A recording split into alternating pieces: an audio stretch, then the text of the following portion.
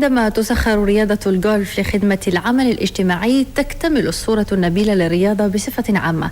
المثال جاءنا من السعودية التي تحتضن دوري أساطير الشرق ويلتقي فيه نجوم الجولف بأطفال من الأحياء الهامشية. ريبورتاج محمد رضا العبيدي ورشيد العتبي. من أحياء هامشية جاءوا يعتريهم الفضول في اكتشاف أبجديات لعبة سمعوا عنها الكثير لكن أبدا لم يمارسوها.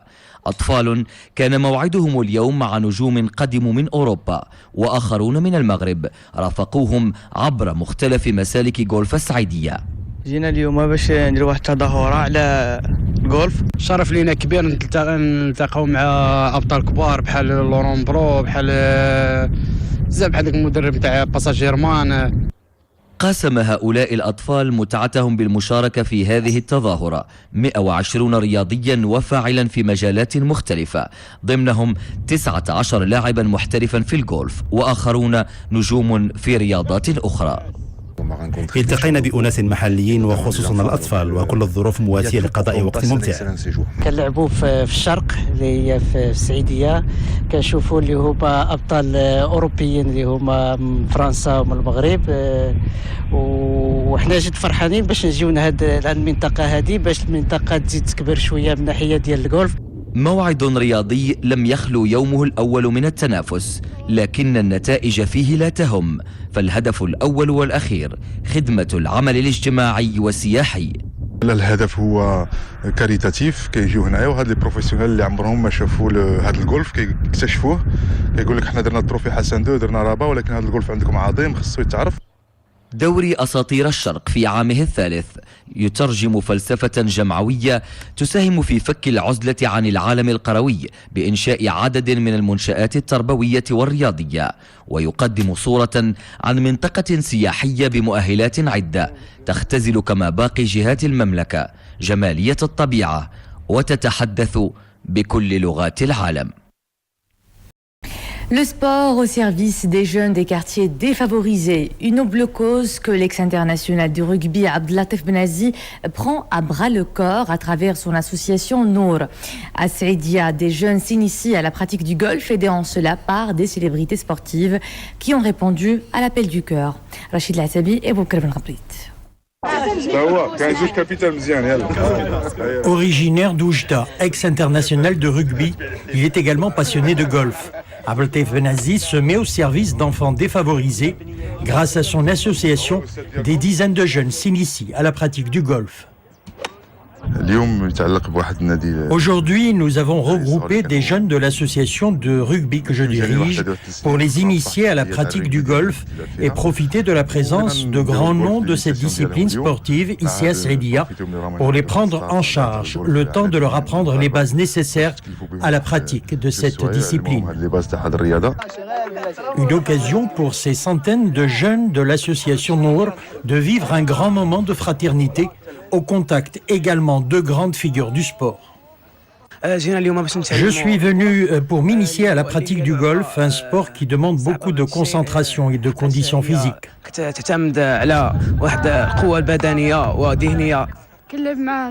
Je joue avec le club Ittihad Oujda de rugby. Je suis venu également apprendre à jouer au golf. Déjà dans un premier temps, c'est des enfants, il faut savoir qu'ils n'ont jamais eu contact avec un club de golf. Donc déjà, tous les problèmes de sécurité déjà pour qu'on n'ait pas d'accident. Ensuite, leur apprendre l'ABC du golf, le grip, posture, alignement, les bases, les fondamentaux. Ils sont heureux d'être là et c'est vraiment exceptionnel. Même si on a du mal à communiquer avec les mots, juste avec les gestes, avec les mimes, avec le regard, on arrive à transmettre un savoir. Une journée bien remplie, au programme également promenade en bord de mer, du rugby et du football. Et c'est surtout l'espoir un jour de devenir un grand champion. فريدة دائما وعلى هامش الدورة الثالثة لدوري الأساطير للجولف، عرفت مسالك الجولف للسعودية مبادرة ذات طابع اجتماعي جمعت الأبطال المشاركين في الدوري بأطفال من أندية رياضية محلية ومؤسسات خيرية. المبادرة لجمعية نور للعمل الإنساني. مهني بزاز ورشيد العتبي. أطفال من نادي الاتحاد الرياضي الوجدي للرugby ومن أبناء الأحياء الهامشية بالجهة الشرقية يلامسون سحر لعبة الجولف. بدءا بمستلزماتها الثقيلة التي ستتحملها أكتافهم الفتية. اليوم يتعلق بواحد النادي الدراري الصغار اللي كانوا ماشي مزيانين واحد 3 سنين، درك راهم في واحد الجمعيه تاع الريغبي ديالي اللي كنت نلعب فيها، وبغينا نديروا الجولف لينيسياسيون ديالهم اليوم مع هاد بروفيتيو ملي راهم هنا لي كروند ستار تاع الجولف عالميين ومغاربه باش يتكلفوا بهم واحد جوج صغير يعلموهم هاد لي باز تاع هاد الرياضه، واخا ما عندهمش الامكانيات باش يلعبوا هذاك الشيء، ولكن ملي حيت كاين اكاديميه في هذا الجولف وعندهم لي مويا خصهم يعرفوا واش كاين، الا عجبهم بحال والو ديك الاكاديميه تكلف بهم، وان شاء الله شي نهار يكون عندنا شي شامبيون، علاش لا. جينا اليوم باش نتعلموا الجولف اللي هي لعبه صعبه بعض الشيء، حقاش هي تعتمد على واحد القوه بدنيه وذهنيه. كنلعب مع الاتحاد الرياضي الوجدي للريغبي، واليوم جينا هنايا الجولف باش نتعلموا اللعب ديال الجولف. يكتشف الصغار أبجديات اللعبة على يد عمالقة في الميدان شاركوا في دور الأساطير قبل مقاسمتهم الاستمتاع برياضة الجولف. البداية ديالي لحساب الدراري كلهم من لاج اللي بديت انا فيه الجولف. كنظن هذه مناسبه مزيانه لهاد الدراري هادو، هو العام الاول، وكنتمنى ان شاء الله يكون كل عام هكا، وهاد الدراري ان شاء الله يمكن حنايا يعني نحاولوا نتكلفوا بهم باش يكون عندهم واحد المصير مهم في رياضه الجولف. مبادرة رياضية ببعد إنساني تقرب رياضة الجولف التي تتطلب إمكانيات كبيرة من شريحة بإمكانيات محدودة. وبعيدا عن كرة القدم نتحول إلى مدينة الصعيدية التي احتضنت الدوري الدولي للنجوم في رياضة الجولف، والذي التأم فيه عدد من النجوم من عالم الفن والرياضة. سيام بوخليفي.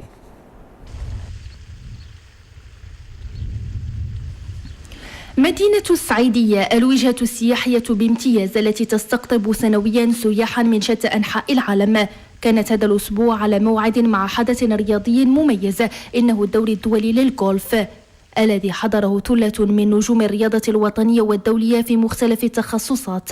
هي فرصة للتلاقي والتعارف بين المشاركين دون إغفال الجانب الاجتماعي المتوخى من هذا الدوري في دعم ومساندة الجيل الصاعد.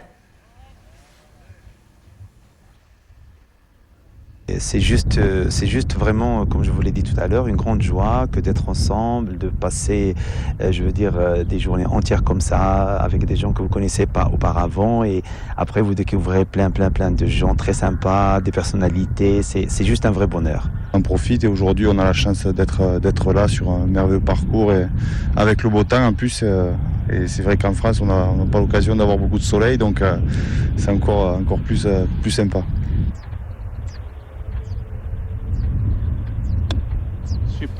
أسماء لامعة في رياضات مختلفة حضرت الموعد الذي يحمل في طياته أهدافا اجتماعية تحفز أبطال المستقبل على بذل مزيد من الجهد لتطوير اللعبة. Écoutez, c'est un grand plaisir d'être là. D'abord, c'est un grand plaisir toujours d'être au Maroc, un pays que je connais quand même très bien puisque j'y viens assez fréquemment. Mais surtout d'être là avec des amis, avec Abdel, avec partager un petit peu notre passion du golf et aussi du sport bien sûr en général. Avec les jeunes caddies par exemple, c'est une expérience intéressante. Donc on est tous là, on est tous heureux d'être là. أنا بالنسبة لي أنا جد فرحان بأنك تعرف عليهم.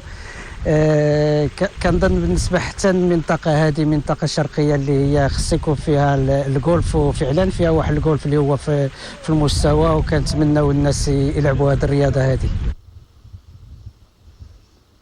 أمسية احتفالية تلت المنافسات الختامية التي وزعت خلالها الجوائز التذكارية على المشاركين والفائزين في الدوري. وبنغمة لاتينية أسدل الستار على هذه الدورة في انتظار دورة أخرى تحمل نفس النجاح والتوهج.